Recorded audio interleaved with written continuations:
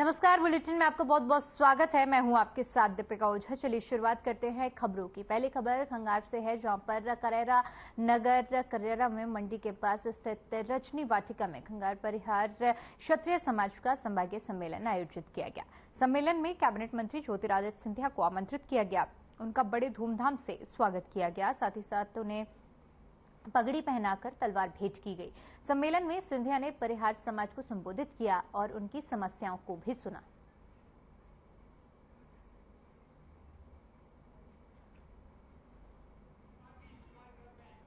खंगार समाज सामूहिक सम्मेलन में मुझे आमंत्रित किया गया।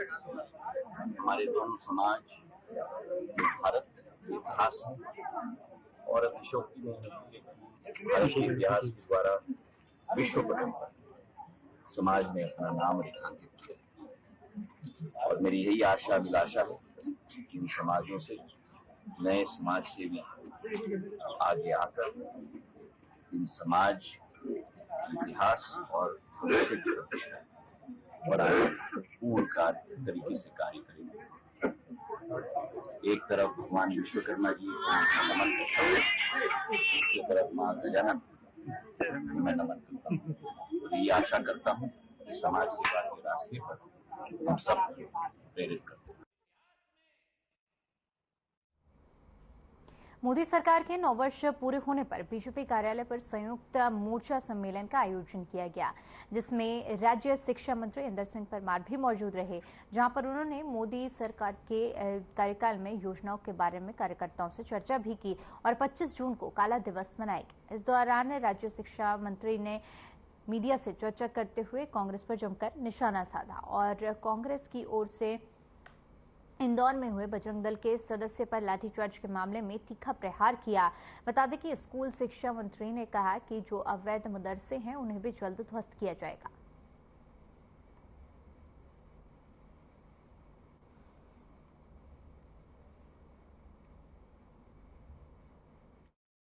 कांग्रेस तो जो इस देश के लिए काम करने वाले लोग हैं उन सबका अपमान करने का काम करता है। इसलिए कांग्रेस का वैचारिक भटकाव हो चुका है। जो कांग्रेस आजादी के आंदोलन में महात्मा गांधी के नेतृत्व में देश में काम करती थी वो कांग्रेस अब बची नहीं है। कांग्रेस तो विशुद्ध रूप से वोट की सौदागर हो गई है। उसको वोट चाहिए। देश के खिलाफ काम करने वाले लोगों के साथ भी वो साठगांठ कर रही है। लगातार इसी ओर कांग्रेस चल रही। इतना ही नहीं, हमारे पार्टी के नेता जब विदेशी मंच पर जाते थे, दुनिया के मंच पर जाते हैं तो देश का समर्थन में खड़े होते हैं, चाहे हमारी सरकार रहती है नहीं रहती है। एक बार तो ऐसा आया कि देश में कांग्रेस की सरकार थी, हमारे देश के नेता उस समय के विपक्ष के नेता थे अटल बिहारी वाजपेयी, दुनिया के मंच पर भारत का नीतियों का समर्थन करके विश्व मंच पर गए थे। आज कांग्रेस उस रोल में नहीं है। कांग्रेस के नेता राहुल गांधी जब हर बार भारत के खिलाफ विश्व मंच पर बोलते हैं, इसलिए कांग्रेस को देश की प्रतिष्ठा से कोई लेना देना नहीं है। कांग्रेस तो किसी भी प्रकार से जैसे भूखे भेड़िए होते हैं, सत्ता की भूखी हो चुकी है। वो चाहते हैं इन प्रकार देश के तोड़ने वाले लोगों के साथ भी हम साठगांठ करके देश की सत्ता पर काबिज हो जाएं। ऐसा पूरे देश भर का व्यवहार कांग्रेस का बन रहा है और इस देश की जो जीवन पद्धति है, इस देश की जो विशेषता है, उनको तो नष्ट करने का काम लगातार कर रहे हैं। मैं तो कांग्रेस के लोगों पर कई बार कहता हूँ कि आजादी के 75 साल बाद तक मैं दिग्विजय सिंह जी से पूछना चाहता हूं कि आप 10 साल मुख्यमंत्री रहे मध्य प्रदेश के, आपने मध्य प्रदेश के इतिहास के पन्नों पर महाराणा प्रताप महान क्यों नहीं पढ़ाया गया? आपने एक विदेशी लुटेरे अकबर को महान आजादी के बाद भी 75 साल तक पढ़ाते रहे और तुम कहते आए कि हम महाराणा प्रताप के वंशज है। महाराणा प्रताप के वंशज का काम ऐसा हो सकता है। इसलिए दिग्विजय सिंह और पूरी कांग्रेस एक प्रकार से पदभ्रष्ट हो चुकी है और देश के सांस्कृतिक जो अधिष्ठान है उनके खिलाफ हमेशा, राम मंदिर के बारे में देख लो, देश को जोड़ने वाला 370 की धारा को समाप्त करने का निर्णय किया उस समय देख लो, और हर जगह पर उनका व्यवहार ऐसे ही होता है। इसलिए कांग्रेस तो वैचारिक अधिष्ठान से भटक चुकी है। उनको तो केवल सत्ता के लिए काम करना। अगर आपको भी कोई पैसा डबल करने का ऑफर या फिर स्कीम दे दे तो आप भी सावधान रहिए, क्योंकि ऐसे में सावधान रहने की बेहद जरूरत है। बता दें कि कुछ दिन पहले 24 फरियादियों ने क्राइम ब्रांच में शिकायत दर्ज कराई कि आर्म्स इंटरनेशनल कंपनी और ट्रिलिफ इंटरनेशनल कंपनी में निवेश कराने के नाम पर उनसे लाखों रुपए निवेश कराया गया और 200 दिनों में रुपया डबल देने का वादा किया गया और यह भी आश्वासन दिया गया कि यह मल्टी लेवल कंपनी है और यहाँ जो भी नए लोग जुड़ेंगे उस पर उन्हें भी कमीशन प्राप्त होगा। कई लोगों को नए मेंबर जोड़ने पर कमीशन भी दिया गया और निवेश के नाम पर अलग अलग लोगों से रुपए भी लिए गए। एसपी क्राइम ने पूरी जांच के बाद बताया कि आरोपी महाराष्ट्र से पूरा रैकेट का संचालन करता था और इंदौर में एजेंट बनकर लोगों से निवेश करवाया करता था। फिलहाल पूरे मामले में दोनों आरोपियों से पूछताछ की जा रही है। तो महाराष्ट्र से इस पूरे धोखाधड़ी के धंधे का पूरा संचालन किया जा रहा था, जहां पर आपको बता दें कि पैसा लेने के बाद 200 दिन में पैसा डबल करने की लोगों को लालच दी गई और उनसे उनकी मेहनत की कमाई को निवेश करवाया गया और उसके बाद उनके साथ धोखाधड़ी की गई। कंपनी ने ये भी ऑफर दिया था कि अगर आप और लोगों को इस स्कीम के तहत जोड़ते हैं तो उन्हें कमीशन दिया जाएगा। कुछ दिनों तक कमीशन दिया गया, जिसके बाद अब पूरा ये धोखाधड़ी का मामला सामने आया है और अब जांच पड़ताल लगातार जारी है।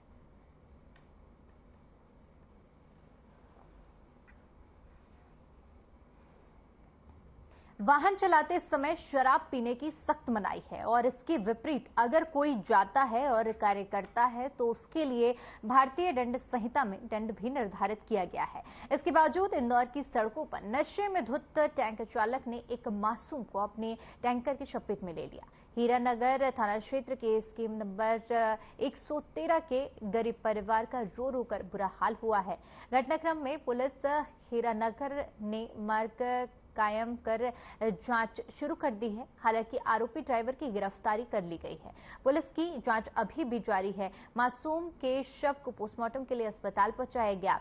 इधर जानकारों का कहना है कि टैंकर निजी होने के साथ ही नगर निगम में अटैच था, जिसके कारण इस लापरवाही का जिम्मेदारों को उठाना चाहिए।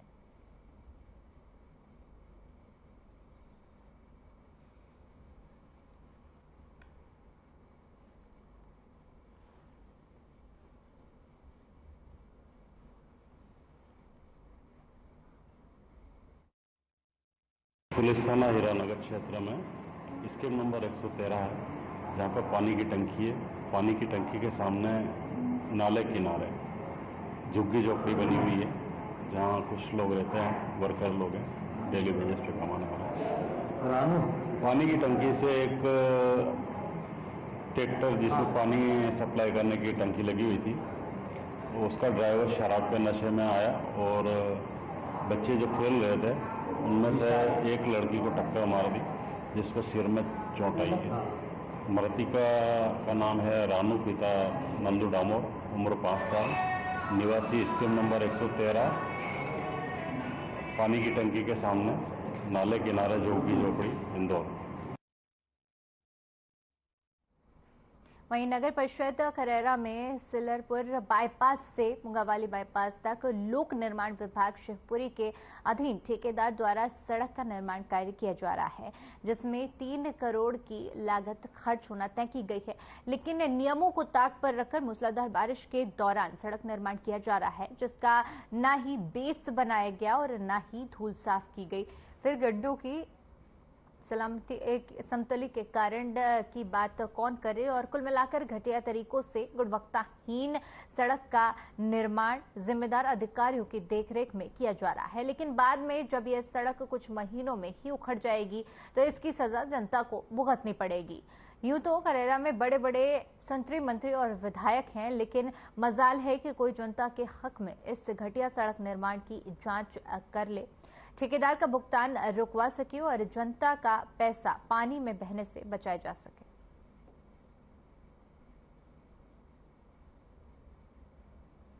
तो तस्वीरें आप देख रहे हैं, जहां पर आप देख सकते हैं कि किस तरह से बारिश हो रही है और इसी बारिश में सड़क निर्माण का कार्य किया जा सकता रहा है और आप अंदाजा लगा सकते हैं कि किस तरह से जब बारिश में ये सड़क बनाई जा रही है तो इस सड़क का भविष्य कितना सही होगा, इसका अंदाजा आप इन तस्वीरों के माध्यम से लगा सकते हैं।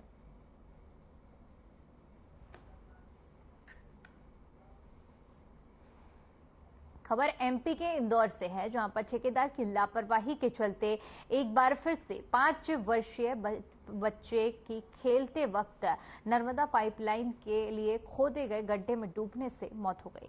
जानकारी के बाद पुलिस और आला अधिकारी मौके पर पहुंचे। बच्चे को शव का बरामद किया गया और सूचना के बाद निगम अधिकारी और पुलिस मौके पर पहुंची, जहां पर बच्चे के शव को बरामद किया गया। वहीं घटना के बाद से वहां के लोगों में आक्रोश नजर आ रहा है। ये पहली बार नहीं है इस तरह की लापरवाही देखी गई है। हालांकि पुलिस ने मार्ग कायम कर जांच शुरू कर दी है।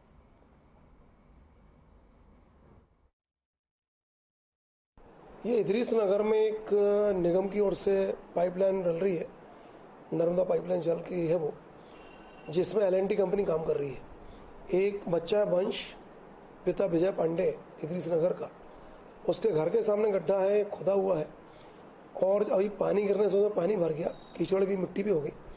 ये बच्चा खेलते खेलते उसमें गिर गया और डूब के उसकी मौत हो गई, जिसमें अभी मर्ग कायम किया गया है और उसका शव अभी मरचुरी में रखा हुआ है। कल PM होगा और मर्ग जांच में जो भी तथ्य आएंगे, जो भी लापरवाही होंगे, उन विरुद्ध FIR की जाएगी। वहीं लसुडिया थाना क्षेत्र पूर्व में हुई लूट की घटना में लसुडिया पुलिस ने 2 आरोपियों को गिरफ्तार किया है। बता दें कि अपने ऑफिस से नाइट शिफ्ट करके घर लौट रही युवती के साथ पीछे से आए 2 बाइक सवार युवकों ने लूट की घटना को अंजाम दिया था। वहीं पुलिस ने मुखबिर की सूचना पर आरोपियों को घेराबंदी कर गिरफ्तार किया है। पुलिस आरोपियों से आगे की पूछताछ में जुट गई है।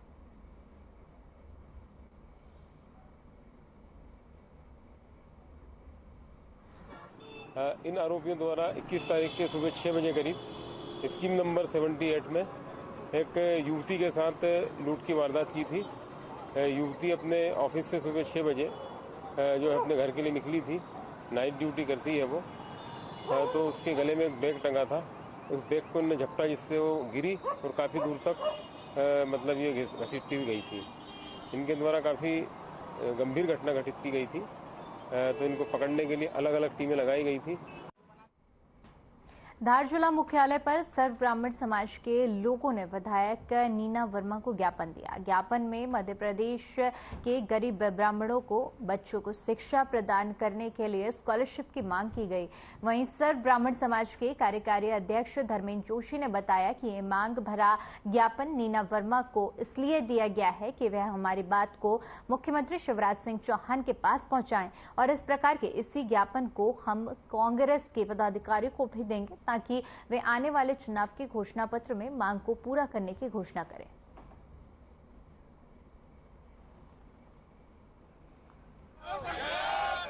सर्व ब्राह्मण समाज मध्य प्रदेश द्वारा पूरे प्रदेश में एक मुहिम चलाई जा रही है, जिसमें गरीब ब्राह्मण बच्चों को छात्रवृत्ति देने के लिए उसी के में पूरे प्रदेश में सत्ता पक्ष के लोग और विपक्ष के लोग दोनों को ज्ञापन दिया जा रहा है। सत्ता पक्ष के लोगों से मांग है कि आप माननीय मुख्यमंत्री जी से तक हमारी बात पहुंचाए और गरीब ब्राह्मण बच्चों को छात्रवृत्ति देने की बात करें। विपक्ष से ये मांग है कि माननीय कमलनाथ जी से आप ये बात करें कि उनके चुनावी घोषणा पत्र में ये उल्लेख करें कि ब्राह्मण बच्चों को छात्रवृत्ति दी जाएगी।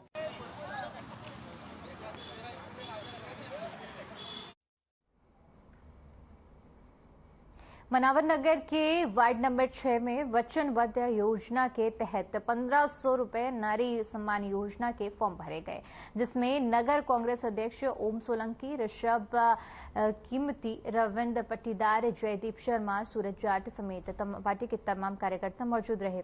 इस दौरान वार्ड नंबर 6 से पार्षद सलीम खान, पार्षद दिलीप सिंगार और जिमी सवनीर भी मौके पर मौजूद रहे। बता दें कि इसकी जानकारी IT सेल विधानसभा अध्यक्ष आशीष सात पट्टीदार ने दी।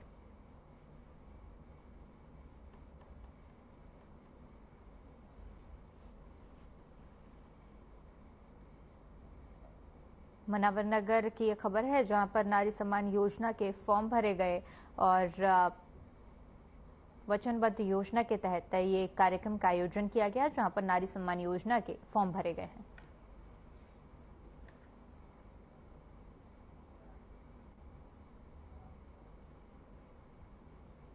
वहीं शिवराज सरकार की विफल नीतियों और भ्रष्टाचार से भरी सरकार के खिलाफ सागर शहर कांग्रेस का एक विशाल धरना संपन्न हुआ। दरअसल आपको बता दें कि बीजेपी की शिवराज सिंह की भ्रष्टाचार से भरी सरकार और उनकी विफल नीतियों के खिलाफ जिला शहर सागर कांग्रेस का एक दिवसीय धरना आयोजन किया गया।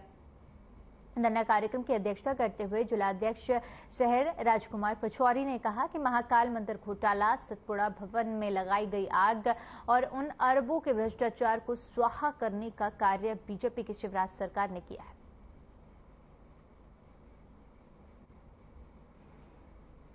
तो कांग्रेस की ओर से एक विशाल सभा की गई, एक दिवसीय धरना किया गया। जिलाध्यक्ष की अध्यक्षता में ये एक दिवसीय धरना आयोजित किया गया, जिसमें कांग्रेस की ओर से बीजेपी के कार्यकाल पर जमकर निशाना साधा गया और तमाम सवाल भी उठाए गए।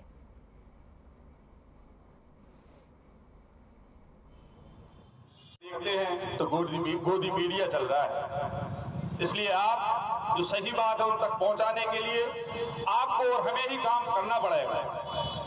सागर में 1600 करोड़ रुपए सैंक्शन हुआ स्मार्ट सिटी के लिए, हम 1600 करोड़ का हिसाब मांगेंगे। तालाब में मिट्टी खोदने के नाम पे, कॉरिडोर बनाने के नाम पे, नाला बनाने के नाम पे, और शहर में आप जाओगे तो स्मार्ट सिटी में पता नहीं कहां कहां हम जाते हैं, स्मार्ट सिटी के बोर्ड लगे मिलते हैं। किसी नाली पे स्मार्ट सिटी का बोर्ड लगा मिलेगा, किसी पार्क में स्मार्ट सिटी का बोर्ड लगा मिलेगा। वहीं सिंगरौली जिले के शहर और ग्रामीण कांग्रेस द्वारा प्रदेश नेतृत्व के निर्देश पर 15 सूत्रीय मांगों को लेकर एक दिवसीय धरना प्रदर्शन और ज्ञापन दिया गया।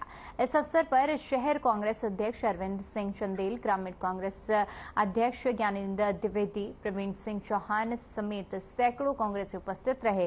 कांग्रेस पार्टी के ग्रामीण जिलाध्यक्ष ज्ञानेंद्र द्विवेदी और शहर कांग्रेस अध्यक्ष अरविंद सिंह ने कहा कि हजारों करोड़ रुपए सिंगरौली जिले का डिस्ट्रिक्ट मिनरल फंड और जिले में न खर्च करके प्रदेश के अन्य जिलों में किया जा रहा है, जबकि सिंगरौली जिले का ग्रामीण क्षेत्र पानी के लिए त्राही त्राही परेशान है। लोग दूर सर पर रखकर घड़े से पानी लेकर आते हैं, जो बीजेपी विधायकों और सांसदों के लिए शर्म की बात है। मध्य प्रदेश के मुख्यमंत्री शिवराज सिंह चौहान के लिए भी वक्ताओं ने कहा कि वह सिंगरौली के साथ ही सौतेला व्यवहार करते आ रहे हैं। मुख्यमंत्री तो बड़ी बड़ी बातें करते हैं, लेकिन धरातल पर कुछ और ही नजर आ रहा है।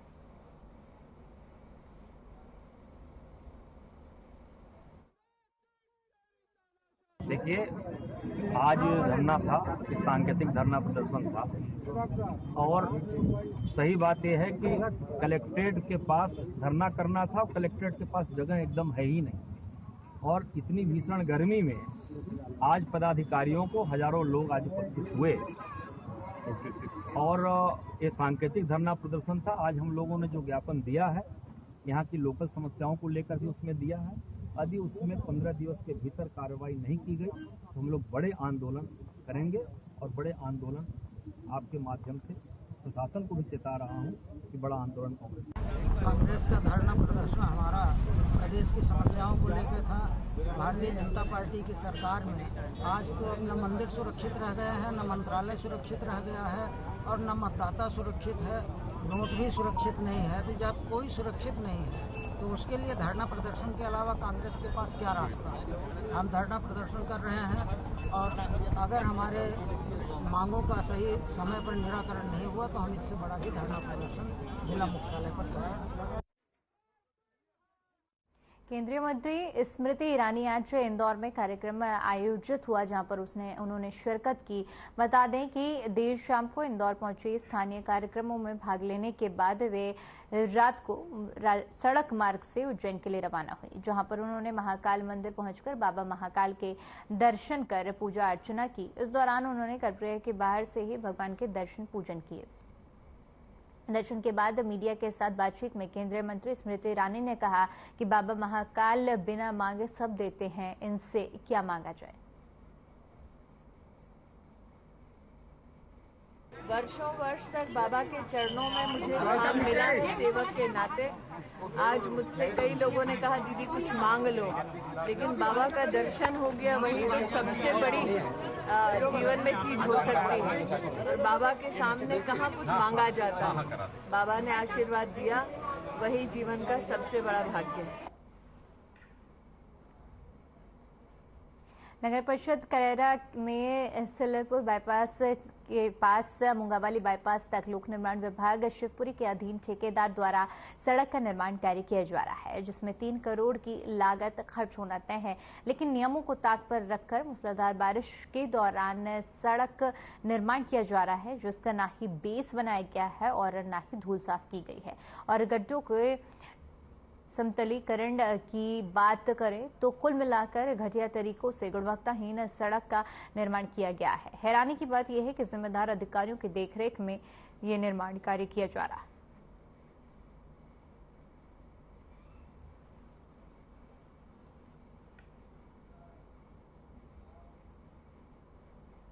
हिंदी फिल्मों की सुप्रसिद्ध अभिनेत्री सारा अली खान ने बाबा महाकाल के दर्शन पूजन करने के बाद उन्होंने मीडिया से दूरी बनाए रखी। बता दें कि वो बच कर निकलती हुई नजर आई। इंदौर में आयोजित कार्यक्रम में शामिल होने इंदौर पहुंची थी। इस दौरान उन्होंने पहुंचने के बाद बाबा महाकाल के दर्शन कर पूजा अर्चना की।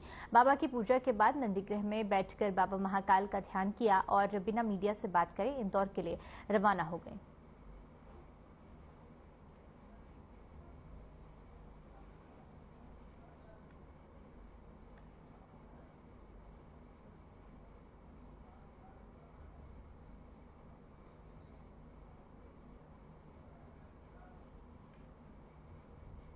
चलिए फिलहाल के लिए इस बुलेटिन में इतना ही। बाकी तमाम बड़ी खबरों के लिए बने रहिए हमारे साथ। नमस्कार।